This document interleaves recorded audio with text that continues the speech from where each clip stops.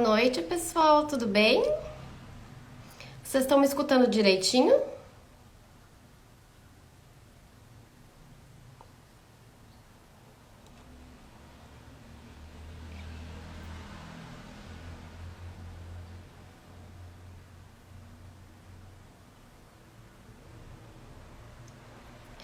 Logo mais a gente conversa, a gente chama o Dr. Douglas e vamos começar a nossa live. Ai, que bom, então tá todo mundo me escutando certinho. Fico mais tranquila. Semana passada deu problema, não sei o que aconteceu, eu tive que usar fone. Mas se o áudio tá ok, prefiro ficar sem. Tudo bem? Como vou? Café bom é sem açúcar? O meu é mais açúcar com café do que café com açúcar, sinceramente. Vamos ver. Deixa eu ver se o doutor. Já estou em contato com o Dr. Douglas. Só para avisar, pessoal, hoje a gente não vai estar simultaneamente no YouTube porque o nosso mago da informática, o Luizinho, teve um problema com o computador dele. Mas podem ficar tranquilos que a live vai ser salva e depois vai ser disponibilizada lá no nosso canal também, tá bom? Pronto. Olá, Agora boa noite, tudo boa bem? noite, doutor, tudo bem? Tudo bem.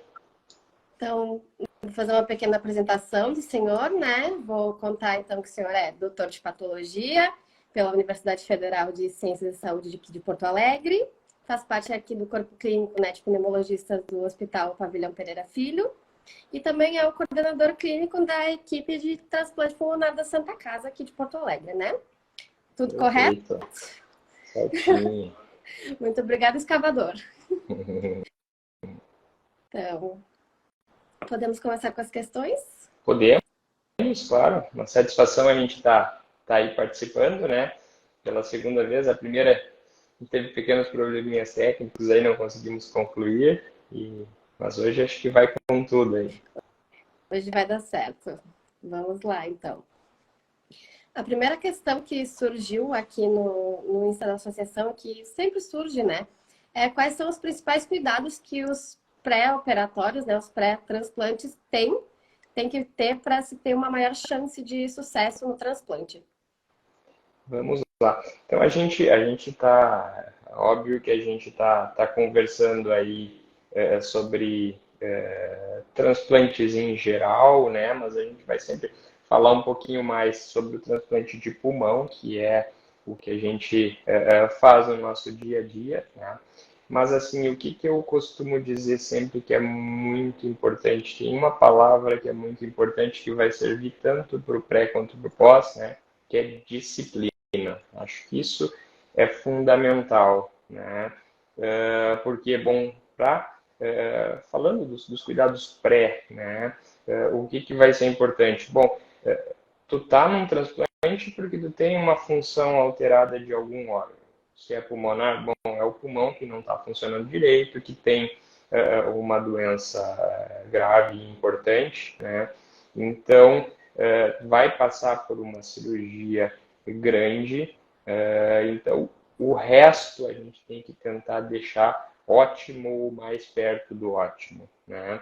Por isso que os transplantados pulmonares, os pacientes que estão em lista, né, para transplante pulmonar, participam dos grupos da reabilitação, né, para atingir esses principais focos. O que eu destaco? Bom, a disciplina com as medicações que usa, né? Saber qual medicação que usa, por que usa, qual é a dose, qual que é o nome, né? Isso vai ajudar bastante. Primeiro, a fazer os tratamentos adequados antes, né? Mas depois também, que é essencial, usar as medicações corretamente nos horários certos, né?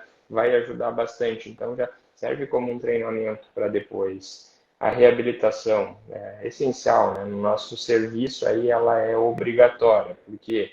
Porque a gente, eu costumo falar para o pessoal, a gente tem que, é como se fosse um treinamento de alta performance, como se fosse o que um atleta busca, né? É chegar no limite.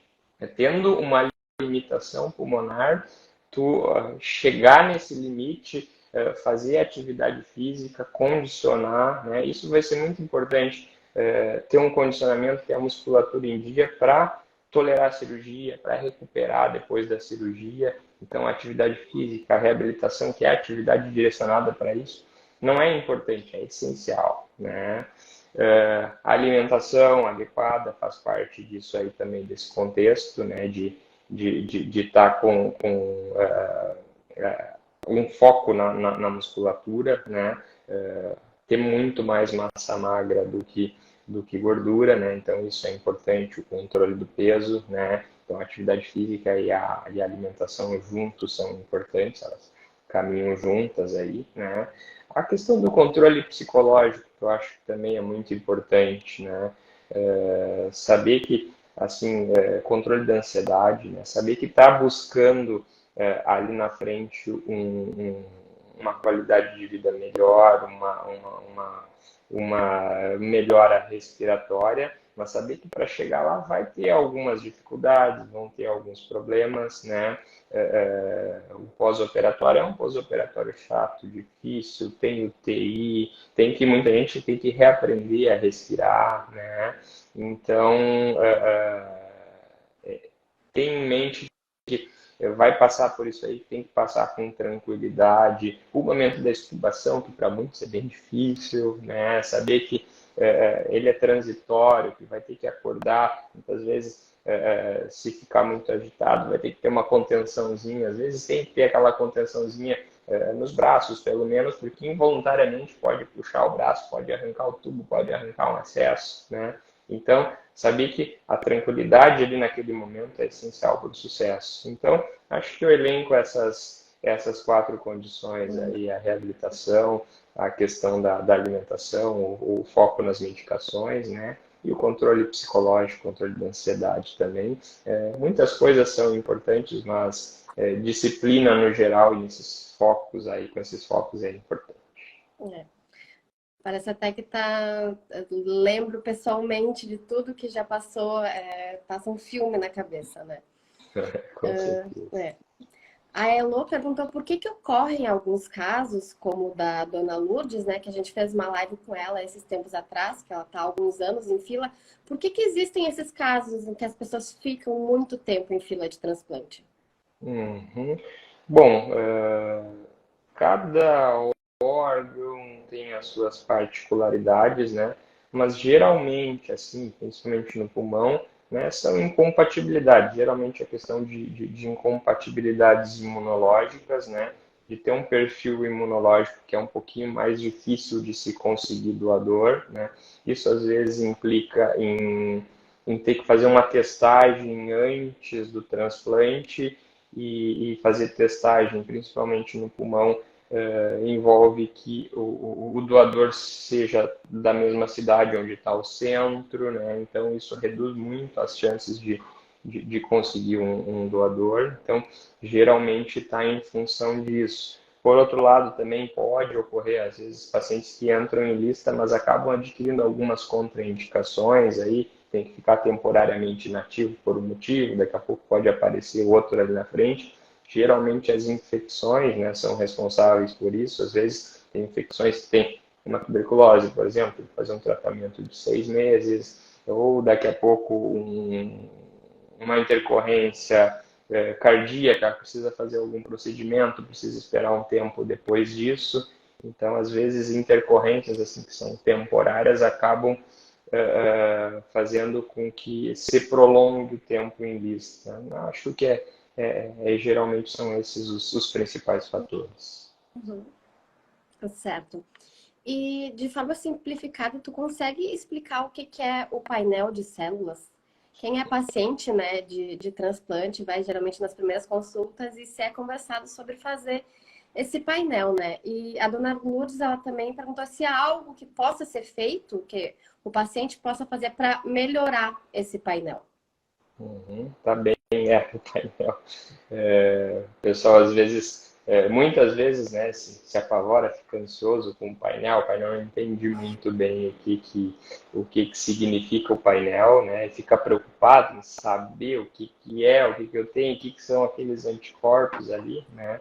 E eu sempre falo para ficar tranquilo, deixar com a gente, que a gente é uma questão de na alocação do órgão que a gente faz essa avaliação, que não vai fazer muita diferença para ele saber qual é o anticorpo, que tem. Só o importante é saber se o risco é alto, é médio ou moderado, né? Bom, vamos lá, vamos tentar explicar de uma maneira simplificada, né? O painel, na verdade, o que ele nos mostra são anticorpos, tá? Então, o nosso sistema imune, né, ele sempre vai criar anticorpos é bom, na verdade. A gente ter anticorpos é bom. Tem anticorpos contra bactérias, tem anticorpos contra vírus. Por que a gente faz as vacinas aí da influenza, da Covid? Para adquirir anticorpos, né? Então, quando tu tem exposição a alguma bactéria, algum vírus, seja por infecção, seja por contato direto, ou seja por vacina, o sistema imune faz anticorpos contra aquilo ali e dá imunidade contra aquilo ali, né? Bom, o que, que o pulmão doado tem a ver com isso? Bom, o anticorpo ele tenta, uma maneira do organismo expulsar tudo que não é nosso, né? Então é uma proteção. No transplante, a gente coloca um órgão de outra pessoa, né, que não é nosso. O que, que o organismo vai tentar fazer? Vai tentar expulsar aquele órgão.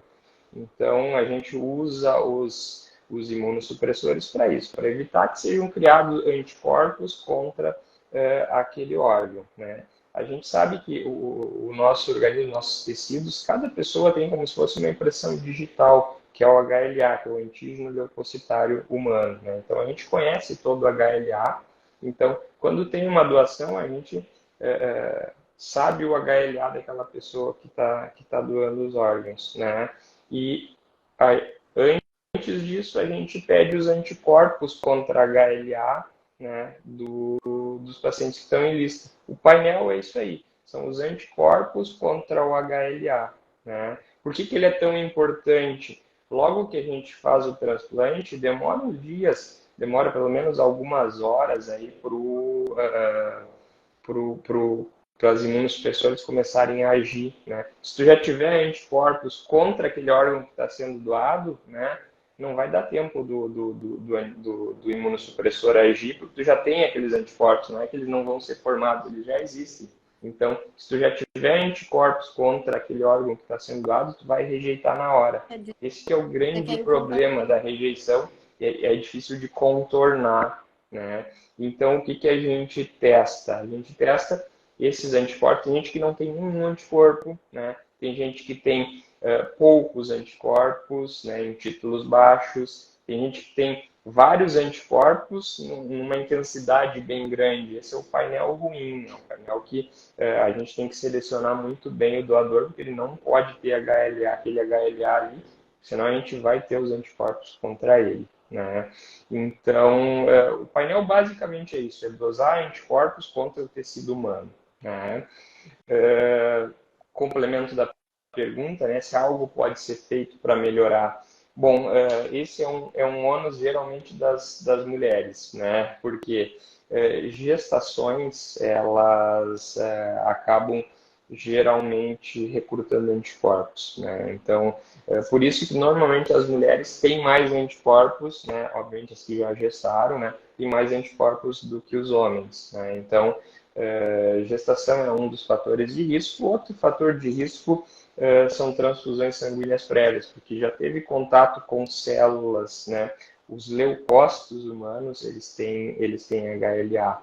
Então, quando se faz uma transfusão, por mais que sejam hemácias, glóbulos vermelhos, né, pode ir algum leucócito ali sensibilizar. Então, transfusões podem causar essa sensibilização. Depois do transplante, a gente faz uma dupla filtragem para tirar bem os leucócitos, né?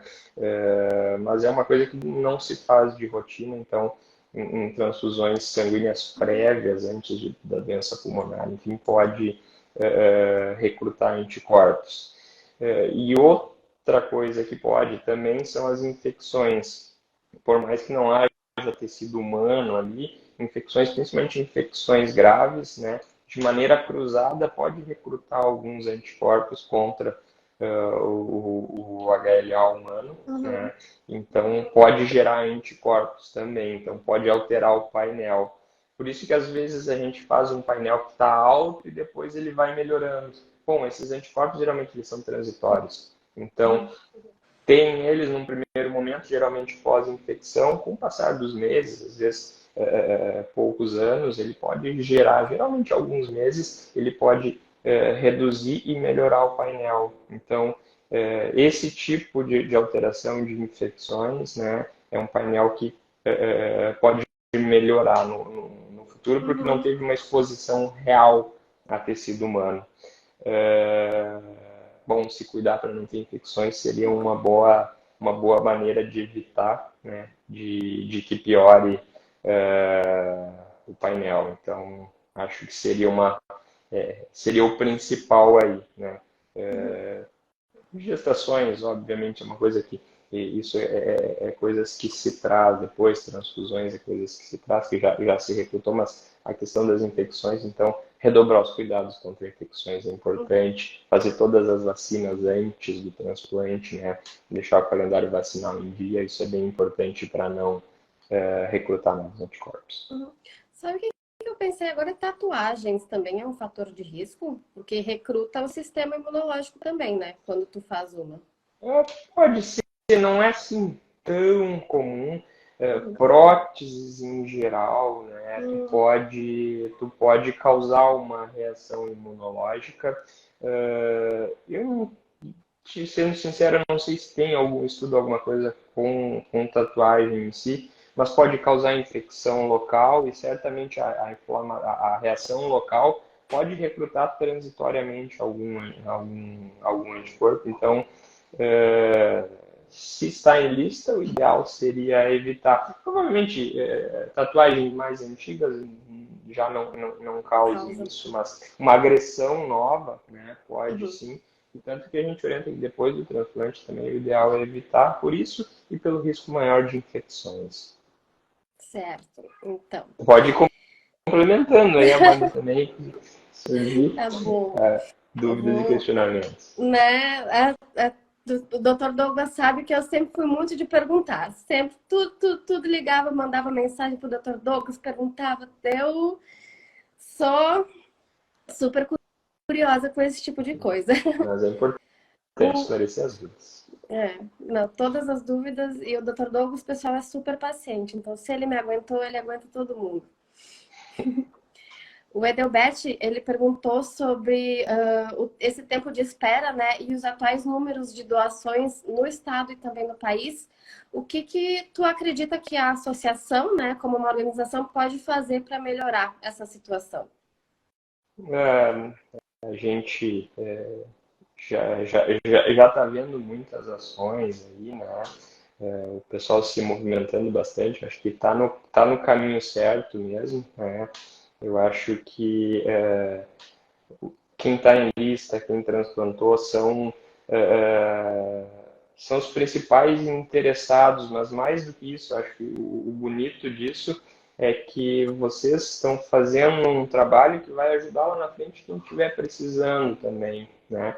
Então, eu acho que esse exemplo de quem transplantou, de como foi, né, de como está sendo, da mudança de vida que ocorre, acho que isso é bem importante. Esse exemplo é importante de mostrar para a sociedade que existe o transplante, que é algo sério, não é aquilo que se vê muitas vezes em filmes, né, de tráfico de órgãos, essas coisas. Então, muitas vezes, o exemplo que se tem é esse, né? Então, acho que é importante mostrar que a vida real é muito diferente, que existe trabalho sério, existem equipes sérias trabalhando por trás disso, né? Que existe gente na fila que realmente está precisando, né? Que tem limitação importante, né? Que está contando os dias, né? Para surgir um doador compatível, para ter um órgão compatível. Então, acho que o exemplo é importante e, principalmente, eu acho que é fomentar a cultura doadora, né? Eu acho que não deixar o assunto parar, né? Porque muitas vezes o pessoal pensa muito lá na frente, eu não preciso disso, ou eu vou ter que São morrer situações que para ninguém doar. imagina que vai passar, né? Exatamente. E muitas vezes o pessoal não enxerga um benefício nisso, né? Mas eu acho que uma coisa que é muito importante é mostrar que existe sim um benefício para todo mundo, né?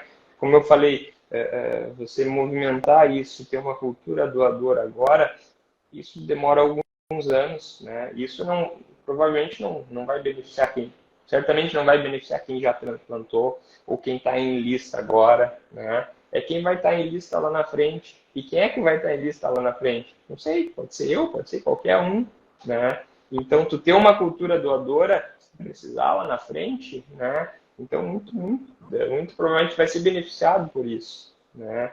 Não é que só tive uma morte encefálica e meus órgãos foram doados. Não é isso, né?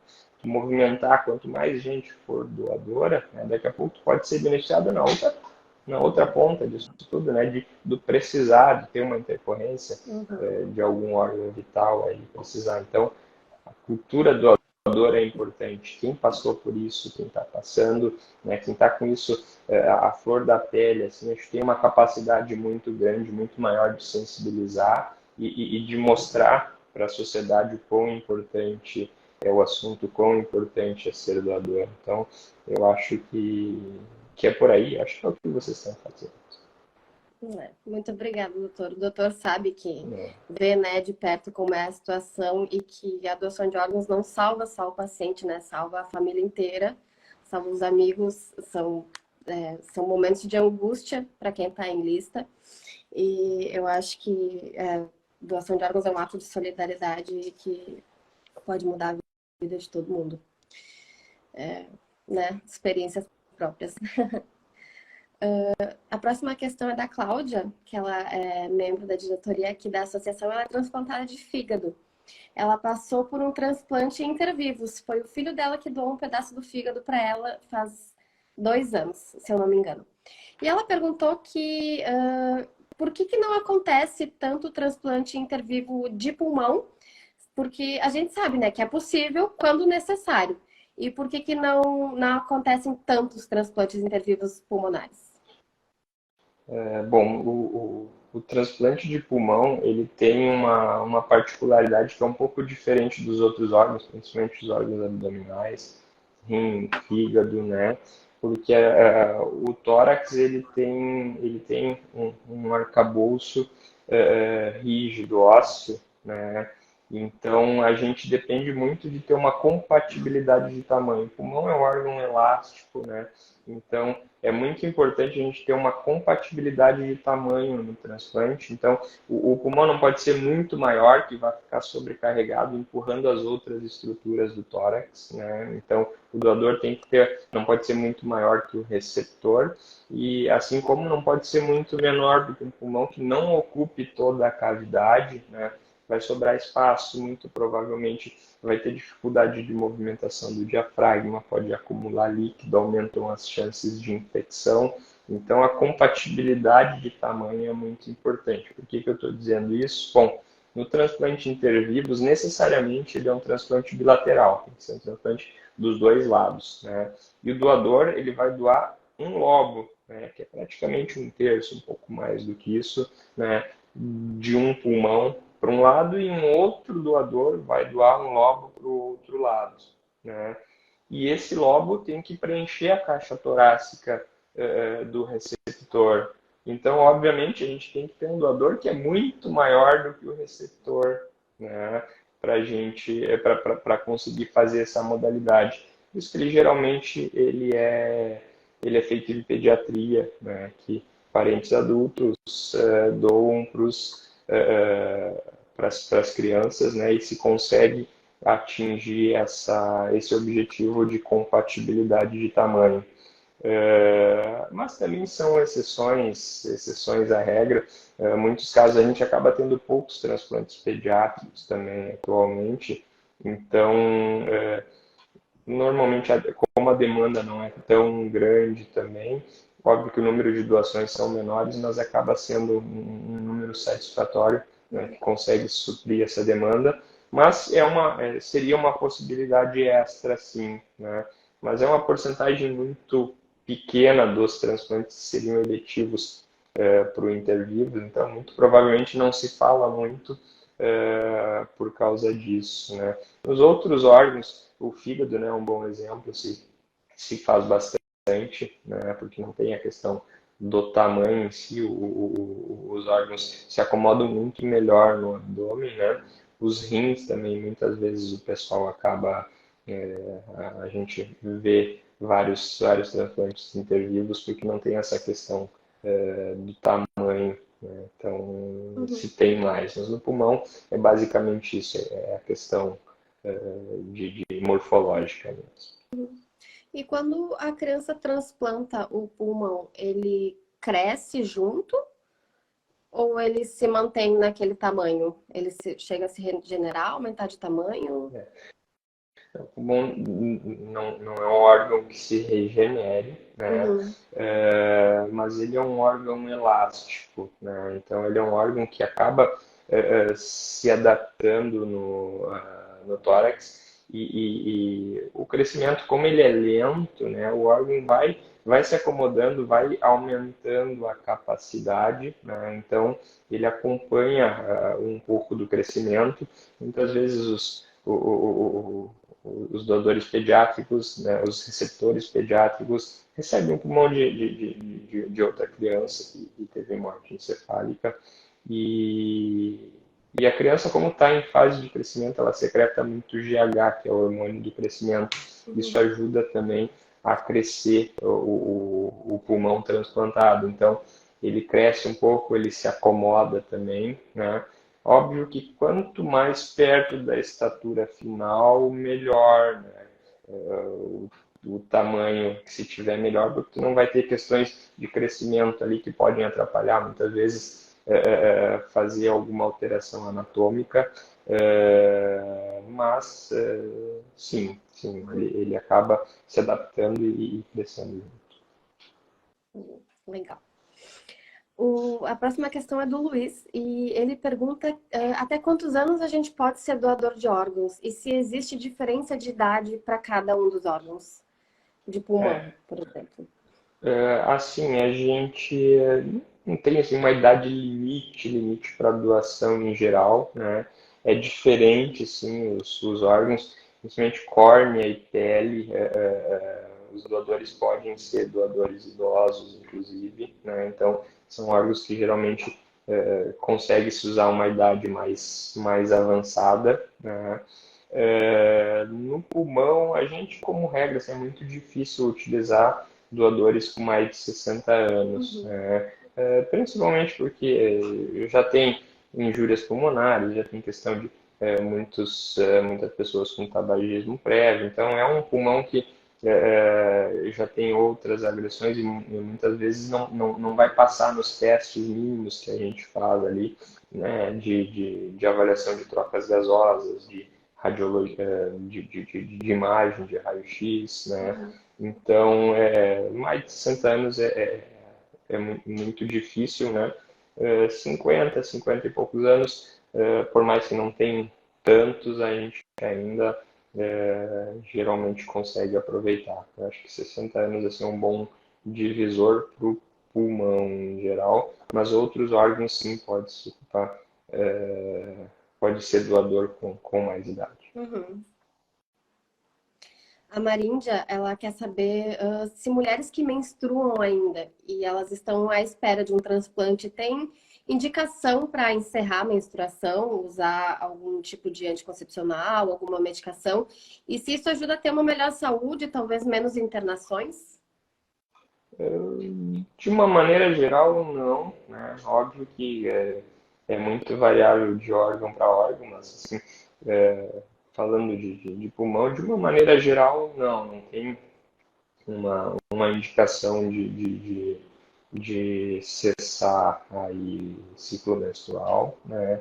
É uma definição ginecológica, na verdade, né? Que muitas vezes tem alterações ginecológicas associadas, né? Então, principalmente se fluxos menstruais muito intensos, muito volumosos, que acabem repercutindo de alguma forma, né, causando anemia, por exemplo. Né, daqui a pouco seria uma indicação de fazer uma reposição, um uso de anticoncepcional que bloqueie a menstruação. Sintomas intensos, cólicas, dores, enfim, sintomas que possam estar prejudicando, né, talvez sejam também critérios para isso, né? Mas a definição basicamente é ginecológica, né? Não que isso vai interferir certamente de alguma maneira no transplante. Mulheres que estão em lista de transplante também, que já transplantaram, podem tomar anticoncepcional hormonal? O anticoncepcional hormonal, principalmente no transplante de pulmão, né? A gente sempre procura avaliar muito bem com o ginecologista, né? Às vezes tem algumas indicações que são difíceis da gente não usar algum tipo de anticoncepcional hormonal, mas o ideal é evitar, né? Principalmente por causa do risco de doenças tromboembólicas. Uhum. Sei bem. Passei sufocos. Quem já fez o transplante, precisa continuar com o acompanhamento médico por toda a vida? Quais são os cuidados essenciais do pós-transplantado, para manter a saúde do órgão pelo maior tempo possível? Normalmente sim, é um pouco repetitivo eu falando que cada órgão é diferente, porque cada órgão realmente tem a sua particularidade, né?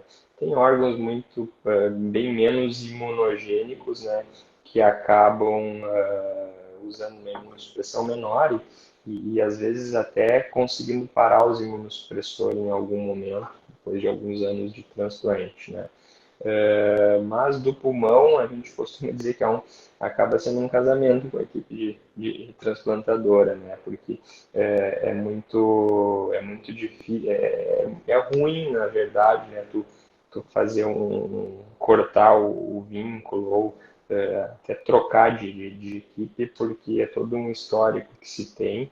E o imunossupressor vai ser usado o resto da vida, né? Depois de fazer o transplante de pulmão, porque o pulmão ele é um órgão muito imunogênico, né? Porque ele está em contato com o meio externo, né? Então ele é um sentinela do organismo, ele tem muitos linfonodos, né? Então muitas vezes a porta de entrada para germes, bactérias, então naturalmente ele é uma proteção para o organismo, né? E isso torna ele mais imunogênico. Então a gente acaba tendo que usar doses mais elevadas de imunossupressores no comparativo com outros órgãos, né? E depois do primeiro ano a gente consegue uma redução e manter uma estabilidade, mas mesmo assim, pós essa estabilidade, normalmente é uma dose muito maior no comparativo, né? E a gente sabe que os imunossupressores têm os efeitos colaterais, não só a baixa da imunidade, a predisposição a infecções, né? Mas eles têm efeitos colaterais importantes em vários sistemas, vários órgãos, predisposição para algumas doenças. Então, fazer esse controle, fazer a rotina laboratorial, que depois de um tempo ela acaba sendo bem mais espaçada, chega a ser 2 vezes por ano, 3 vezes por ano, né?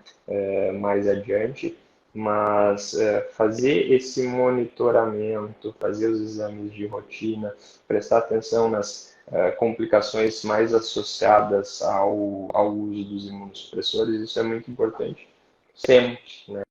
Óbvio que depois ela acaba sendo menos intensa, mas continua sendo importante, né?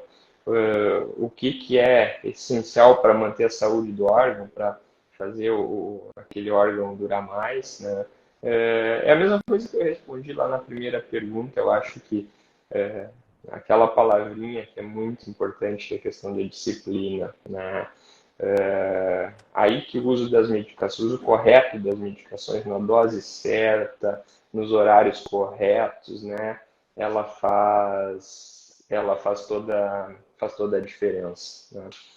A gente sempre fala, a vida do órgão, a vida do pulmão transplantado vai depender do uso correto dos imunossupressores. Então, a vida do transplantado vai depender daquilo ali. O imunossupressor é sagrado, né? Tanto que os principais no esquema que a gente usa são a ciclosporina, o tacrolimus, né? A gente mede ele lá no sangue, mede o nível dele lá no sangue para ser um nível adequado, né? Um nível que proteja e que, por outro lado, também não seja muito tóxico.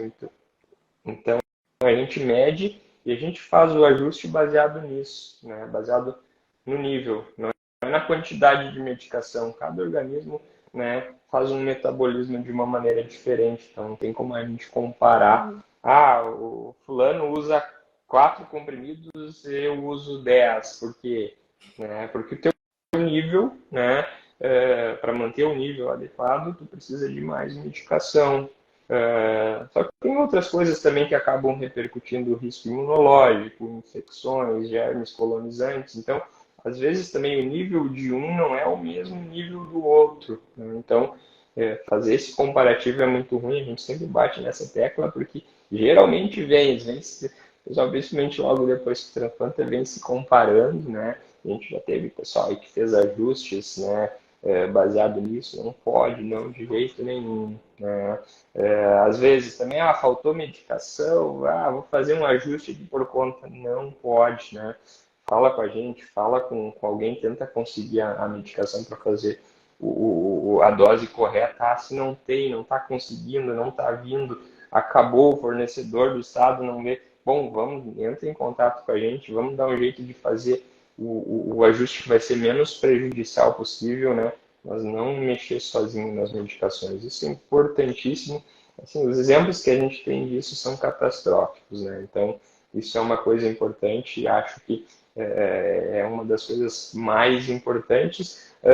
Às vezes, para a maioria, é óbvio, mas para alguns acaba não sendo tão óbvio assim, né? Então, acho que seria bem importante a gente sempre estar falando e estar batendo nessa tecla. Dieta e atividade física, importantíssimo, né? Manter o peso adequado à eutrofia, né? Ter um IMC adequado, ser ativo, isso tudo vai colaborar para uma menor pressão imunológica também, uma menor inflamação e uma tendência a maior duração do enxerto pulmonar, do órgão transplantado, enfim. Então, aí entra a dieta também, controle de peso, aquelas coisas que vêm tudo junto, mas são bem importantes, né? E também a questão das exposições. Pode falar. Não, até porque quanto mais aumento de peso, vai ter que ser maior a dosagem do imunossupressor para poder fazer efeito, né? Então, isso também tem que ser levado em conta. Isso pode, mas o aumento de peso até nem é tanto nesse sentido. O aumento de peso com base em aumento de gordura, né, de adipócitos, isso primeiro que vai causar muito provavelmente dislipidemias, aumento de colesterol, triglicerídeos, né, alterações de glicose. Os adipócitos, eles liberam substâncias inflamatórias, pró-inflamatórias, né, que vão aumentar também a chance de recrutar anticorpos e fazer as rejeições, né? No pulmão também é importante o aumento do volume abdominal pela gordura visceral, acaba empurrando o diafragma, acaba aumentando a chance de refluxo, que por sua vez acaba também aumentando as chances de rejeição crônica. Então, é uma série de alterações, tanto mecânicas quanto celulares também, que vão predispor a uma duração menor do órgão, principalmente pela questão inflamatória e também por aumento de risco de infecções, né? E ainda acrescentaria aí, é sempre importante, a questão das exposições desnecessárias, né? Então, seja na alimentação, seja nas aglomerações, em se expor daqui a pouco a um ambiente que tem pessoas potencialmente infectadas com doença respiratória, chegar perto dali sem necessidade não tem porquê, né? Porque o risco de quem tem a imunidade mais baixa é muito maior. Então, isso é importante. Lugares inóspitos também, né? Lugares que tenha muita poeira, onde possa ter uma inalação de fungos, né? De mofo, de bolor. Então, tudo são coisas que é um cuidado que é para o resto da vida também, né? Então, a coisa é bom nunca se esquecer disso. Eu sempre falo, a guarda é sempre levantada, não dá para baixar a guarda nunca, né?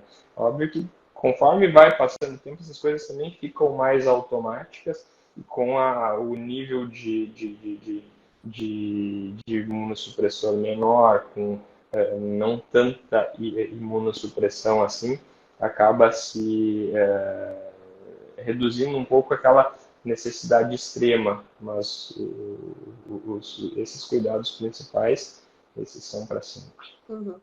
Ainda mais agora no inverno também, né? Com essas infecções respiratórias, o uso de máscara ainda é super importante para quem é transplantado. Então é sempre bom, né, a gente ser lembrado que precisamos cuidar bastante desse presente, né? Quem já transplantou. A gente tem Né?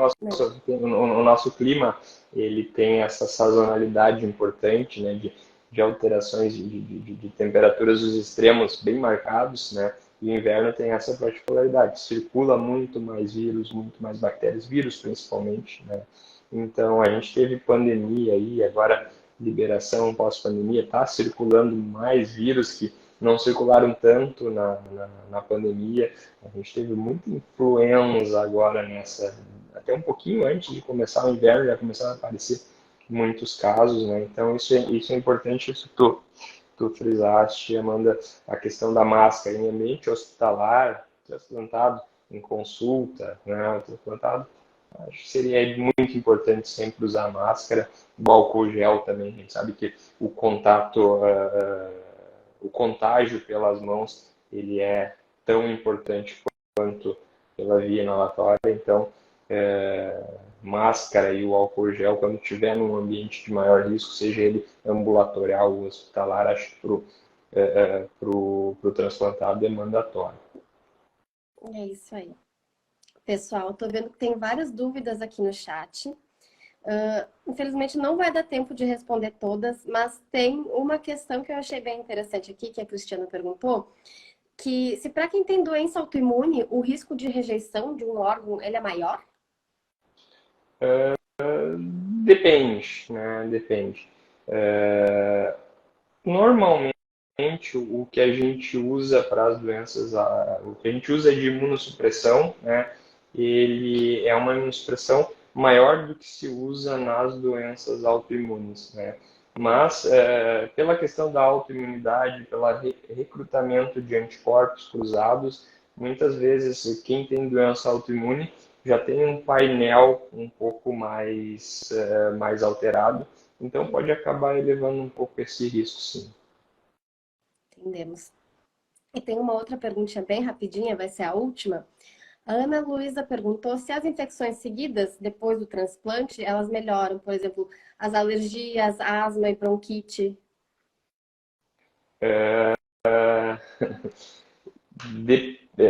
Assim, ela fez duas perguntas. Asma, bronquite, rinite, isso são inflamações, não necessariamente tem um agente infeccioso por trás, né? Então, pode não ter uma bactéria, pode não ter o vírus, totalmente fungo, mas no pré-transplante, principalmente as bactérias e os vírus, né? Bronquite normalmente melhora no pós-transplante porque é um órgão novo, é um órgão diferente, é um órgão que já não tem uma broncopatia crônica, já não tem uma tendência a acúmulo de muco, então isso sim, as infecções tendem a melhorar também, né? Embora a gente baixe a imunidade, né?